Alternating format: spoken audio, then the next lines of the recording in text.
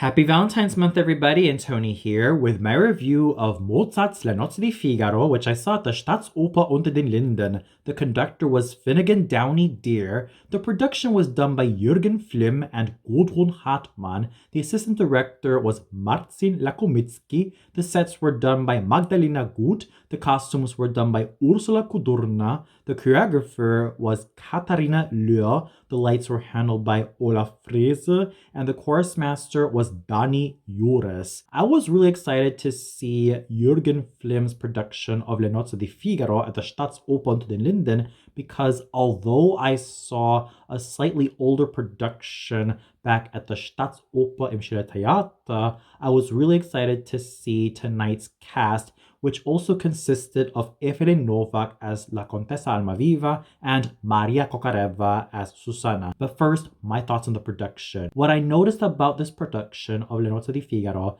was that the action was transported from 17th or 18th century Seville Spain to Spain of the 19th to early 20th century. Instead of a huge mansion complete with an intricate garden, the entire action, at least for the most part, is set in a sort of resort or bed and breakfast in which Count Almaviva, Countess Almaviva, Figaro, Susanna, Cherubino, and Don Basilio have all of their bags to make it to this retreat, and all of the happenings occur. From Figaro and Susanna preparing for their marriage, to Contessa Almaviva feeling quite forlorn that her husband has been chasing around women, and even Cherubino and Barbarina having their fling with each other. Speaking of Cherubino's and Barbarina's fling with each other, as well as their overall romantic relationship, this production also further emphasizes the growing bonds between Cherubino and Barbarina as lovers, although Cherubino continues to be in hot pursuit for the Countess, Susanna, and even Marcellina, much to my surprise as the audience member. Equally notable about this production are the uses of stillness, especially in the moments that require physical comedy as well as some slapstick. The Count in this production of Le Nozze di Figaro is far from the noble, dignified, but inwardly troubled nobleman or gentleman. Instead, he comes off as rather bumbling and thoroughly insecure with himself and totally nervous, frustrated, and agitated. And equally fascinating about the Count's use of certain phallic objects and phallic foods is that it is an unsubtle way to show that he is still the quote-unquote manly man. His rifle that he carries around as if though that he were in a safari exhibits just how much he tries to uphold that conventional masculinity, complete with that so-called hunter's mindset, as well as eating a banana rather suggestively to show that he also engages in some sort of phallic intimacy with not just Rosina or Contessa Almaviva, his wife, but presumably other women. Although I do find some of the quieter moments or the moments that require some slapstick comedy a little bit too dragged on and kind of unnecessary for the overall musical development, they were still kind of fun, but I just would like to have a little bit less of that and a lot more of the musical development. At least the costumes were absolutely lovely to look at, and they were also quite pleasing to the eye. At least with this production of Le Nozze di Figaro by Jürgen Flimm and Gudrun Hartmann, everything was still quite pleasing to the eyes and ears, and I also dare not forget about the landscape that was used in the final moments of the opera, even after everybody departs from the resort. there were still a lot of lovely moments from this production, and at least it was not overly shocking or too controversial or even unappealing. It was quite enjoyable. It still stuck well with the libretto, at least for the most part, and at least it was not offensive at all. It was still fun. I still enjoyed this production, and at least I was able to have some pleasant moments with this production of Le Nozze di Figaro at the Staatsoper Unter den Linden. And now we get to the singers, starting off with Gyula Orent as Il Conte Almaviva. I've been seeing this baritone's career grow from strength to strength, and here he was able to exhibit such a dashing stage presence, all thanks to his burnished cavalier baritone voice, which was round, rich, and thoroughly focused. Sure, there were times that his slapstick antics were quite akin to Jim Carrey, Robin Williams, and Buster Keaton, as well as Charlie Chaplin, but a little bit more hyped up. At least he was still able to exude a great deal of charisma, and although I do prefer Il Conte Almaviva to be a lot more dignified, yet slightly on the haughty side before he ends up softening up to be forgiven by La Contessa Almaviva,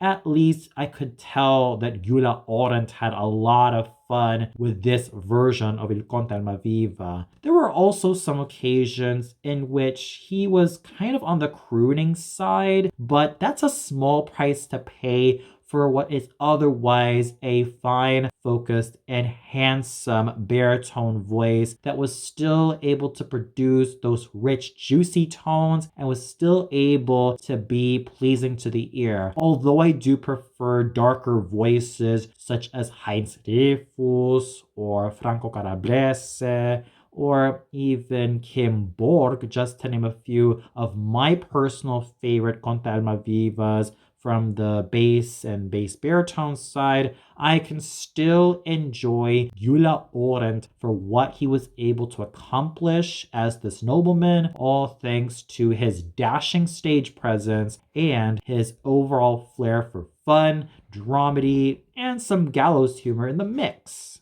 Riccardo Fassi was also dashing, handsome, and thoroughly virile as Figaro. His focused, clean, clear, round, rich, and darkly hued basso cantante voice was a thoroughly winsome asset in my eyes, ears, and overall sensations every time he opened up his mouth to sing, as well as embody Figaro with a great deal of charisma. I've been wanting to hear this particular basso cantante totally rock it as Figaro, and rock it he did with all of his heart, mind, soul, and most importantly, voice. There was not one wobble that I found with his vocal performance as Figaro. He was thoroughly clean and clear from bottom to top, and there were no trouble notes at all. It was a cleanly focused instrument, and Riccardo Fassi was a thoroughly handsome singing actor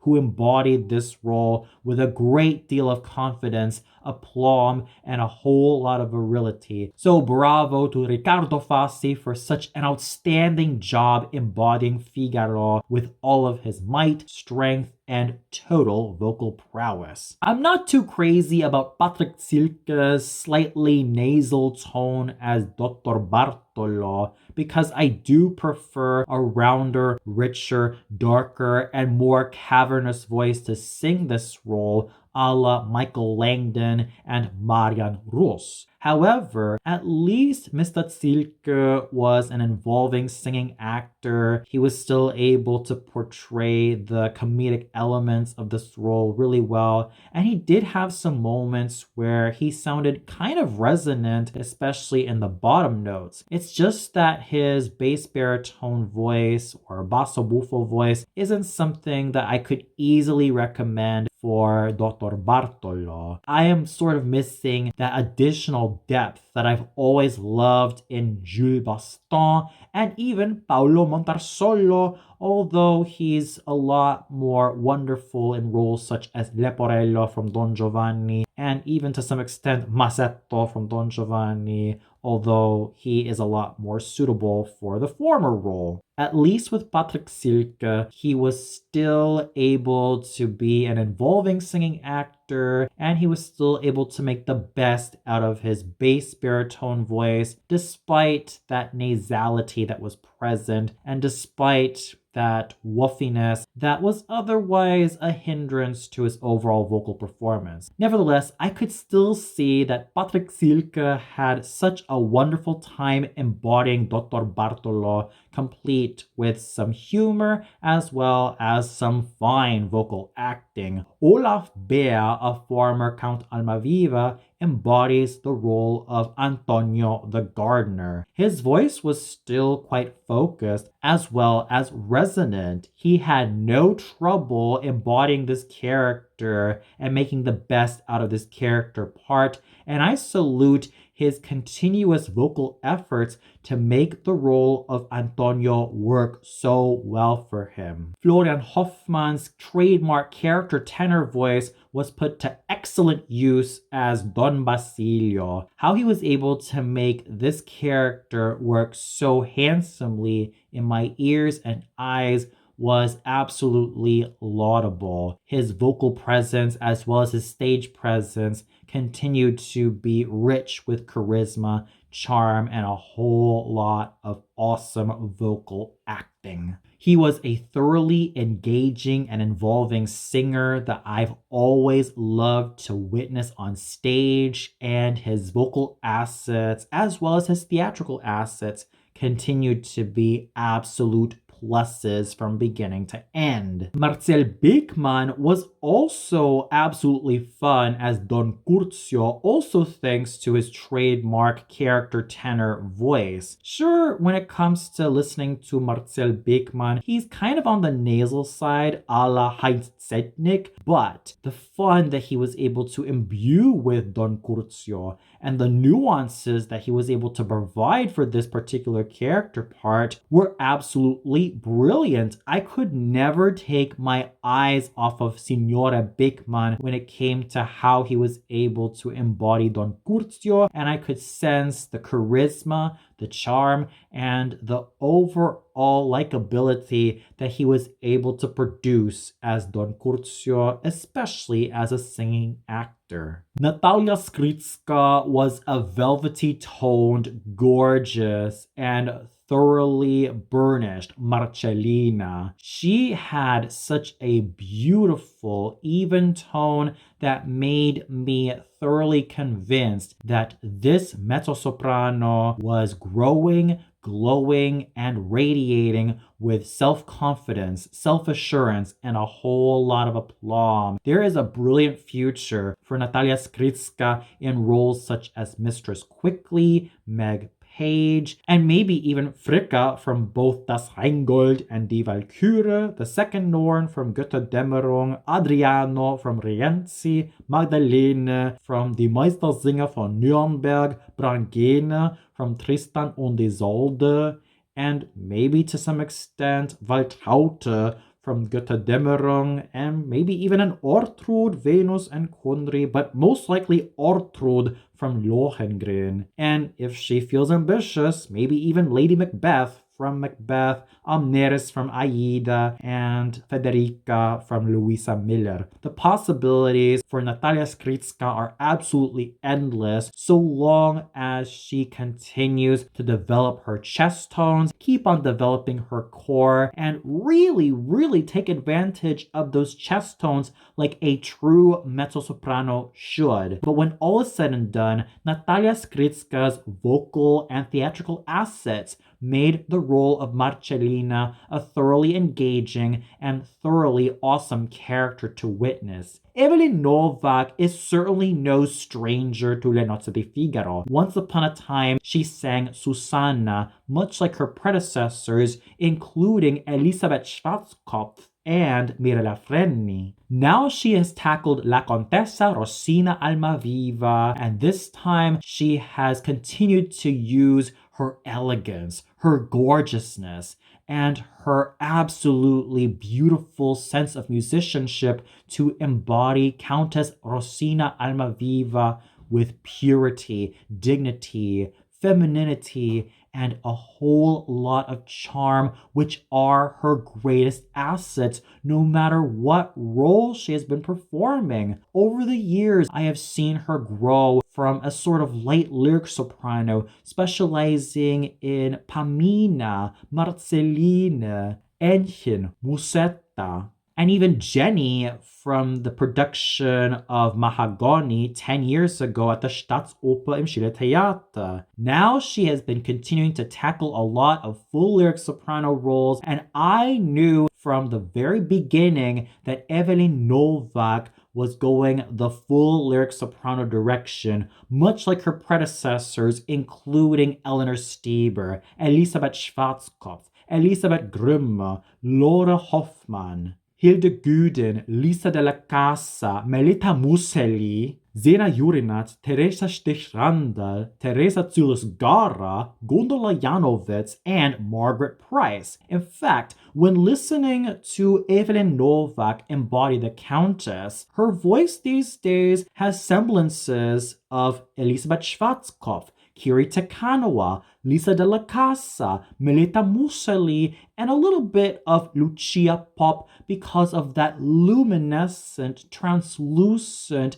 and absolutely clarion clarity that has always made Evelyn Novak an absolute must listen as a singing actress, as well as an overall must witness. And I dare not forget about part of the Italian influences that the likes of Mirella Freni and Rossana Carteri has been playing on her as her overall career has been developing. Therefore, I salute Evelyn Novak for such a beautiful, even-toned, and absolutely engaging performance as La Contessa Rosina Almaviva, all thanks to her sterling technique and overall mastery of great coordinated chest tones. I would even encourage Evelyn Novak to continue to take a lot more advantage of those chest tones so that her voice can continue to grow in richness,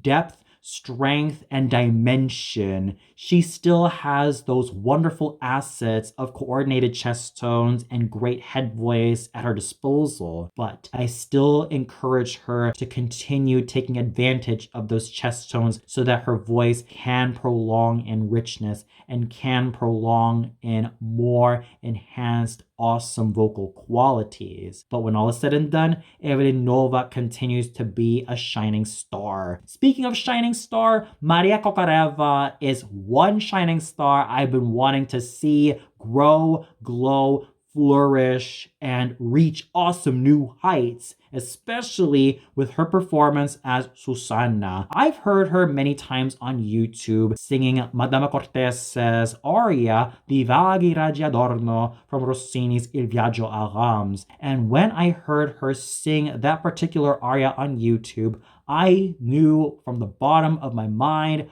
heart, and soul, as well as ears, that this was a lyric coloratura soprano to look forward to with every fiber of my being. Her technical prowess definitely showed a lot of wonderful, phenomenal, and thoroughly outstanding prodigiousness. The way she was able to manage those chest tones with pure abandon and pure strength also made me realize that this is yet another singer who knows how to use her instrument to such an amazing extent, as well as coordinate everything from bottom to top. Her head voice, her chest voice, her coordinated chest tones, and use them to her advantage to bring out the best of Susanna. In fact, I would go out of my way and say that Maria Kokareva was the real shining star tonight. In fact, she kind of stole the show from Evelyn Novak's feet,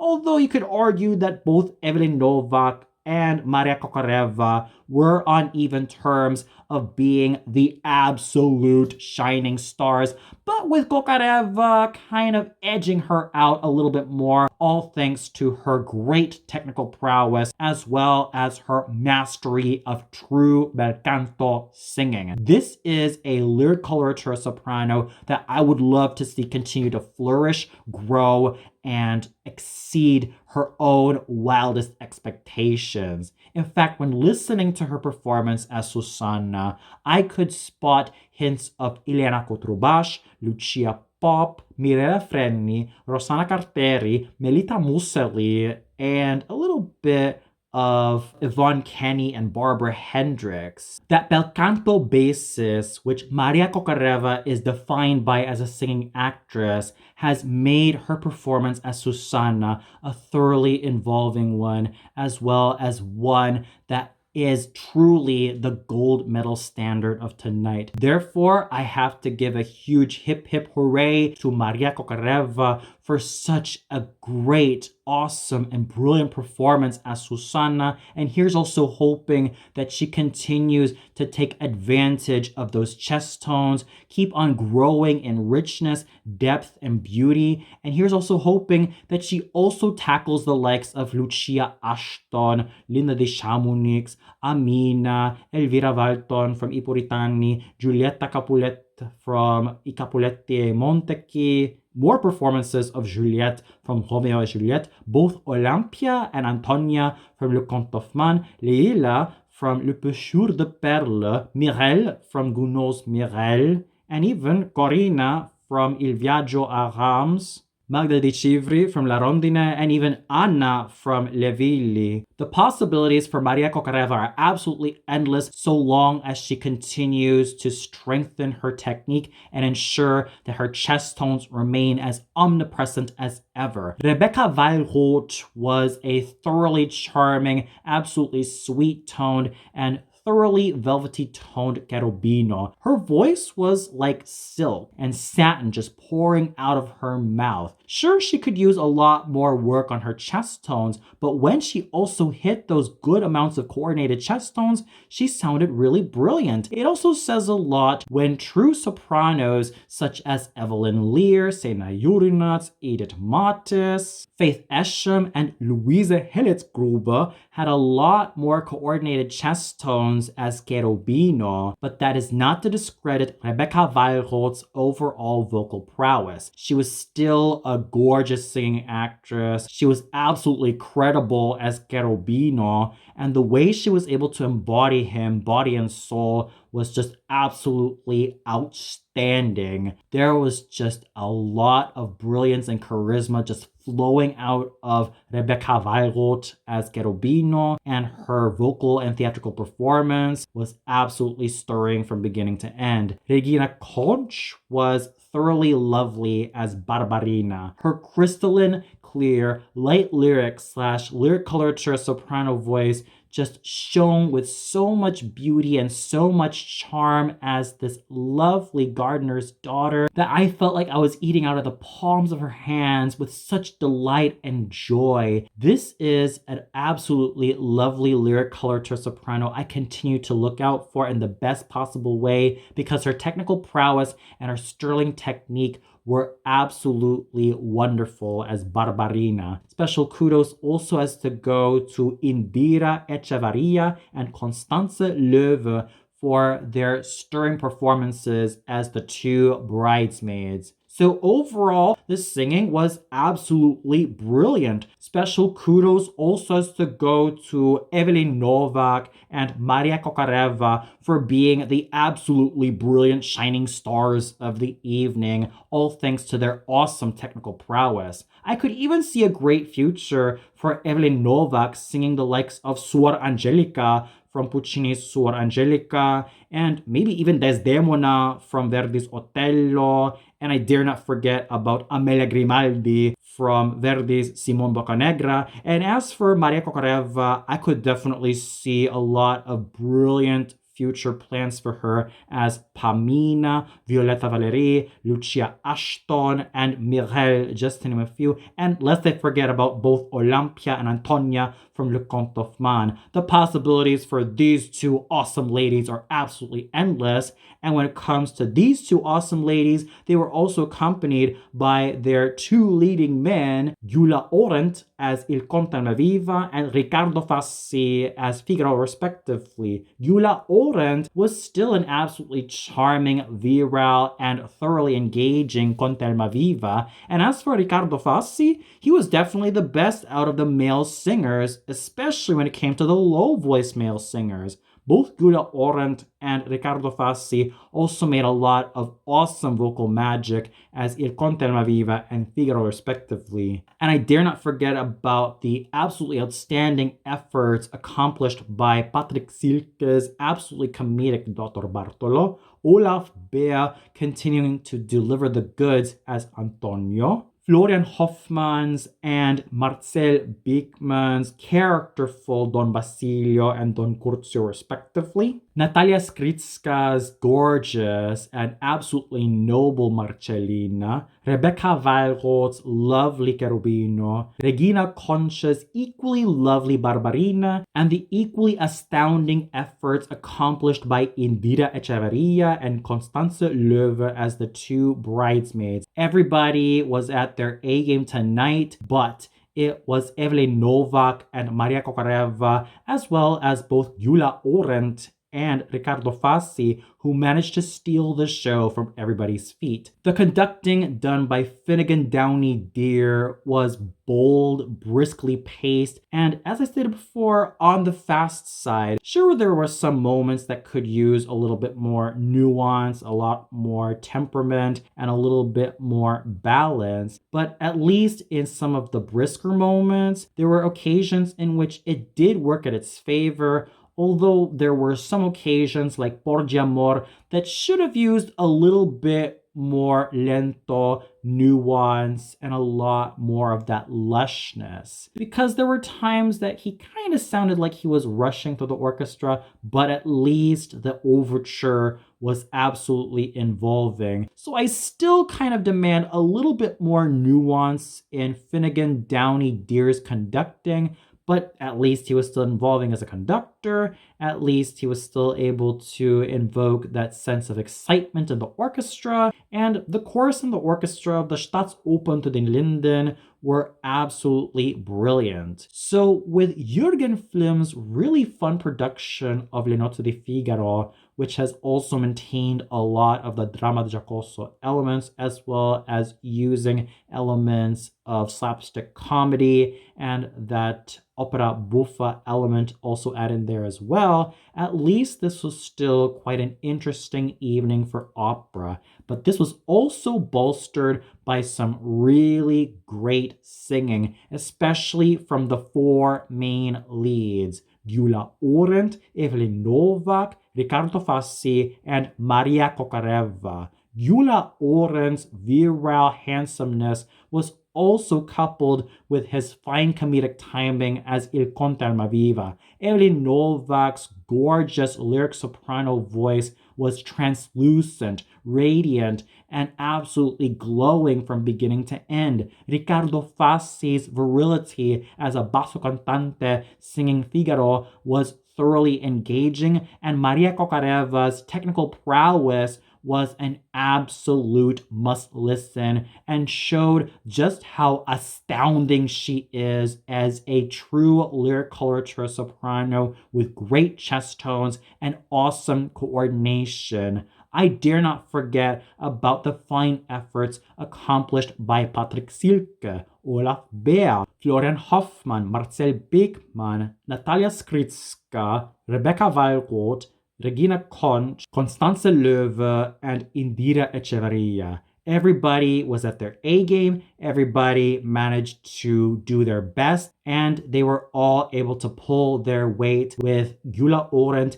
Evelyn Novak, Riccardo Fassi, and Maria Kokareva basically taking the lion's share of that weight and doing so with excellent aplomb. And for those of you who caught this production of Le Nozze di Figaro at the Staatsoper Unter in Linden, what'd you think of it? Did you enjoy Jürgen Flimm's production of Le Nozze di Figaro at the Staatsoper Unter in Linden? What was your favorite moment of this particular production? Did you also feel that Gyula Orent, Evelyn Novak, Riccardo Fassi, and especially Maria Kokareva were at their A game? Was there another singer who stole their thunder? Or did you feel like the singing and the production were not your cup of tea? Please let me know in the comments below. Well, that's it for my review of Mozart's Le Nozze di Figaro at the Staatsoper Unter den Linden. Tune in tomorrow for my review of Mozart's Die Zauberflöte at the Deutsche Oper Berlin, starring Artur Garbas as Papageno. So until then, happy Valentine's month, everybody!